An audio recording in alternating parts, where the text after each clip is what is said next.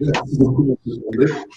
Vous aurez noté, Monsieur le maire d'Honfleur, là-haut, deux vitraux qui se trouvent au Parlement de Québec, à Québec. Et vous avez le départ de Champlain, on voit la lieutenant dans le fond sur la gauche, et à droite, son arrivée à Québec. On n'a pas résisté en faisant ce diaporama. Et cette statue de Samuel de Champlain qui se trouve au pied du château Frontenac. Et pour la petite histoire, en 2006, quand nous sommes allés au Québec, nous avons été reçus par Monsieur le maire de Québec, et nous lui avons offert un original du dessin préparatoire de la fabrication de cette statue. Et il était sur le point de restaurer cette statue. Je ne vous cache pas comment il était enchanté parce qu'il n'avait pas d'archives sur la statue. Et nous, on avait réussi à retrouver ça. On l'avait fait encadrer et tout. Il nous dit, on va l'ouvrir parce qu'on va travailler à partir de ce document. Et donc, ce document a servi, fourni par les Bosvillais, à restaurer cette statue qui est aujourd'hui a retrouvé tout son flambant. Denis, est-ce que tu veux prolonger un petit peu sur... on peut cliquer une petite fois, Valentine? Juste un petit clic, parce que, en fait, pourquoi j'ai posé cette question à Denis, qu'est-ce qui a déclenché ton retour, c'est que Denis m'a fourni il y a quelque temps la monographie d'Étienne Racine, qui était son ancêtre, un personnage absolument haut en couleur, on pourrait faire un film uniquement sur ce personnage. Et voilà, donc Denis, est-ce que rapidement, tu peux nous dire ce qui a déclenché ton retour aux sources? Oui, bien sûr. Je voulais juste souligner qu'on voit la statue de Samuel de Champlain. Ce que vous ignorez sans doute, c'est que la pierre, on voit le bronze, mais en dessous, la pierre, c'est de la pierre qui provient de Caen. C'est de la pierre de Caen.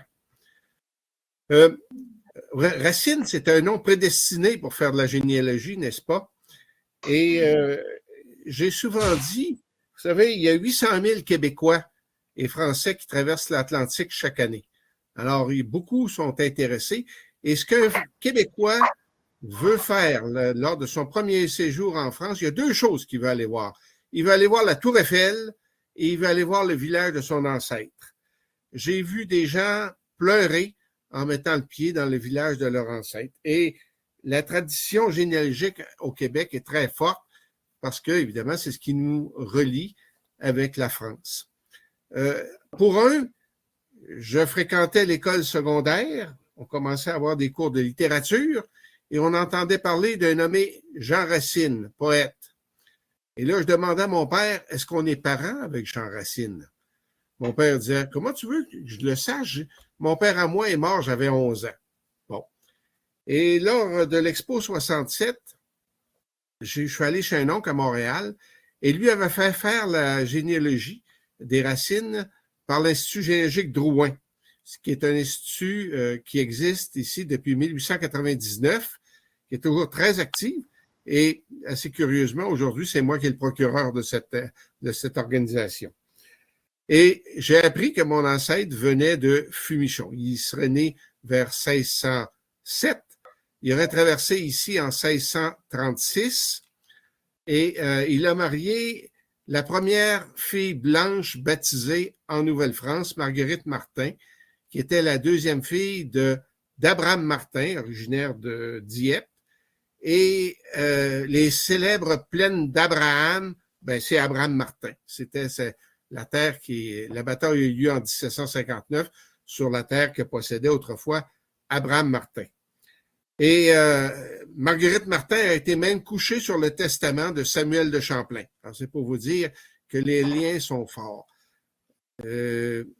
Étienne Racine était, je dirais, d'abord un aventurier parce que il est allé aider les Jésuites de 1644 à 1646 sur les bords du lac Huron. C'était 800 km de Québec, en canot d'écorce, un voyage périlleux en territoire iroquois.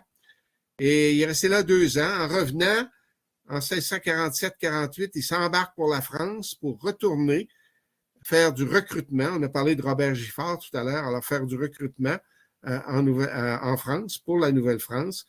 Et il revient, puis on lui donne une grande concession de terre à Sainte-Anne-de-Beaupré, puis c'est là qu'il va mourir en 1689. On estime aujourd'hui à plus de 15 000 personnes, la moitié au Canada, la moitié aux États-Unis, qui portent le patronyme Racine. Mais si on prend tous ces descendants d'Étienne et de Marguerite, on parle d'environ 1 million de personnes. Alors, c'est pour vous dire que la société québécoise est une société tissée serrée et les racines sont retournées dans le village de Fumichon en 1904. Moi, je suis allé pour la première fois en 71, j'avais 18 ans. J'étais parti en sac à dos 1 mois en France. Et les racines sont retournées en 89 à Fumichon. On a posé une plaque dans l'église, elle est toujours là. On est retourné également en 2001. Et pour vous dire comment les familles québécoises sont tissées serrées, je vous ai dit qu'il y en est venu 14 000 soldats immigrants en Nouvelle-France. Il y en a 3 500 qui ont laissé des descendants après 3 générations. Alors, moi, je descends d'Étienne Racine.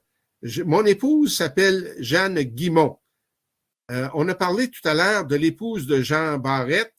Alors, Jean Barrette avait marié Jeanne Bitouzet en 2e noces. Son premier mari, c'était Louis Guimont, donc le premier miraculé de Sainte-Anne-de-Beaupré, et c'est l'ancêtre de mon épouse. Et quand je remonte ma ligne matrilinéaire, c'est-à-dire par les femmes, surprise, 14e génération, mon ancêtre s'appelle Jeanne Bitouzet. Alors, c'est pour vous dire que les familles québécoises sont tissées serrées, et c'est le cas partout. Quand on rencontre des gens, on leur demande, surtout quand on porte le même patronyme, ben, d'où tu viens, qui sont tes ancêtres, est-ce qu'on est cousins? C'est une préoccupation importante. Et évidemment, je m'en voudrais de ne pas souligner l'apport des Québécois lors des 2 guerres, 2 grandes guerres. Ils ont participé, le 22e régiment notamment a participé à la bataille de la Somme à Vimy. Mais lors de la 2e guerre, il y a 4 régiments québécois qui ont débarqué en Normandie.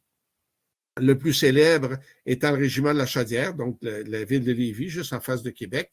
Et ils ont libéré plusieurs villages du Québec. L'an dernier, pour célébrer le 80e anniversaire du débarquement, ils ont apposé des plaques dans les villages libérés par les troupes canadiennes. Alors, on peut les voir. Et à Fumichon, c'est les Canadiens qui ont débarqué. Et à Tiberville, pas très loin de chez vous, le premier à libérer la ville, la commune, c'est un nommé Richard Ouellette. Et pour vous dire, mes petits-enfants, enfin 4 de mes petits-enfants portent le patronyme Ouellette. Alors donc, c'est des familles tissées serrées. La généalogie est un sport très populaire au Québec et les gens, comme je vous ai expliqué, arrivent dans le village de leurs ancêtres. C'est une forte émotion pour eux et ça vaut même pour les plus jeunes. Alors voilà, c'est ce que je voulais vous dire, ce qui a déclenché mon retour aux sources. Et je retourne régulièrement en France. Je suis même passé à Beuzeville au mois de novembre. Je ne suis pas arrêté pour la raison suivante, c'est qu'il y avait 17 cm de neige. Et comme il fallait que je me rende à Rouen et que les routes françaises en hiver, en pleine tempête de neige, c'est pas terrible, même pour un conducteur québécois habitué, mais ils ne sont pas toujours dégagés facilement. Alors voilà, c'est ce que je voulais vous raconter. C'est toujours une belle histoire de parler de nos ancêtres. Merci à toi, Denis. Voilà. Et c'est vrai que on a un centimètre de neige, c'est la fin du monde.